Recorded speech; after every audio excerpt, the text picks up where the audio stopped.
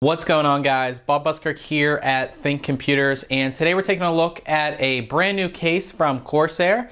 It is their Obsidian Series 350D, and basically what it is, it's pretty much the ultimate micro ATX case. So this is for high performance systems. So if you want to throw, the best micro ATX motherboard in here with, dual video cards, you can do that. So it gives you the room for a high performance system, water cooling on and all of that, but it's in a micro ATX case, so it's gonna be easy enough to take to LAN parties. So let's just go ahead and check it out.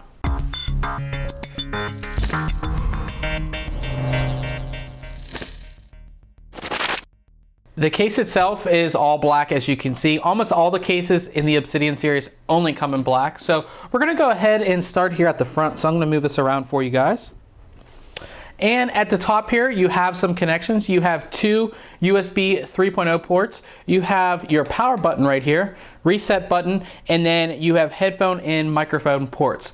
There are two 5¼ bays, and then this completely plain section with our Corsair logo down here. But if you press this in, simply comes out, and you can take it completely out if you want, which, there you go. You can take this completely off, as you can see, and you have this nice large fan filter, and we can actually take that out as well. You can just see how easy this is. So this fan filter is removable, so it's going to be easy to clean out, if you have dust in your system. And behind that, we do have a 140mm intake fan. Now, if you don't want that 140 there, you can do two 120s. Or you can do a 240mm radiator there. I know a lot of people are going to want to do water cooling with the system, so that is one of the options you have right there on the front. On the side panel, there is a very large window, so it's going to pretty much show off everything that's inside your case. So if you have, memory that lights up, if you have a really cool CPU cooler or anything like that, you're going to be able to see it with this case.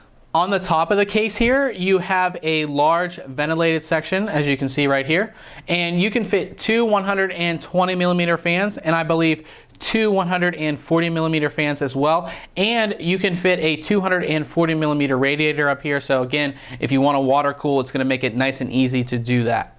Moving along to the back of the case, you have three water cooling holes here at the top. Now, they don't have the rubber inserts, but they're the ones that you simply punch out if you need to use them.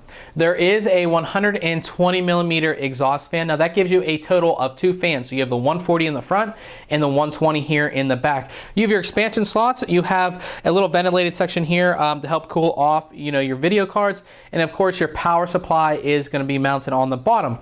With that, you do have a little removable filter here. So it's nice, another nice removable fan filter that easily comes out, and you can easily put it right back in just like that. You saw how easy that is. And of course, on each side panel, you do have thumb screws.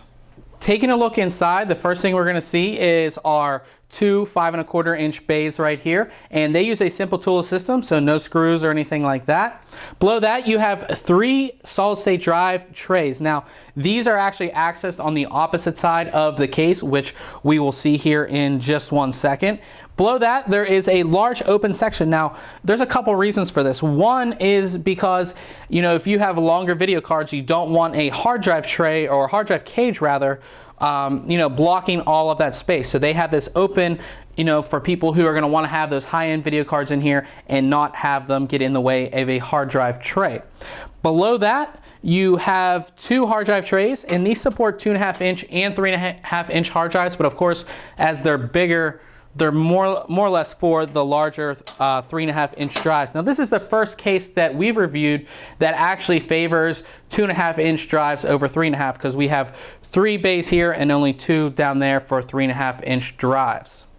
On the bottom of the case here, we do have a ventilated section, and of course that is for your power supply. And as you saw, there is a filter under that. It's easily removable, so all of that dust and everything from your power supply can be easily cleaned out. There are 5 expansion slots, so if you are going to want to do an SLI or a crossfire setup, you're going to be able to. And of course, right above that, you do have your 120mm exhaust fan.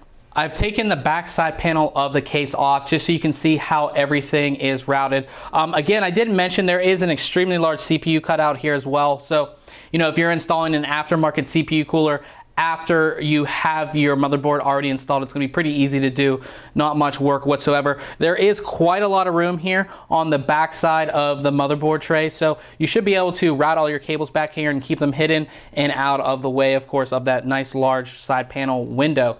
The solid state drive trays, they're really easy. All you're really going to do, they're right here. You can see these little tabs. I'm not sure if you can see in the video, but there's 3 tabs there. All you're going to have to do is just throw your solid state drive right in there. It's going to lock into place, and of course you're going to connect everything up. Again, you do have internal USB 3.0, which of course pretty much is standard these days. A couple companies usually don't do it, but of course Corsair is one of those companies that you always have the internal USB 3.0.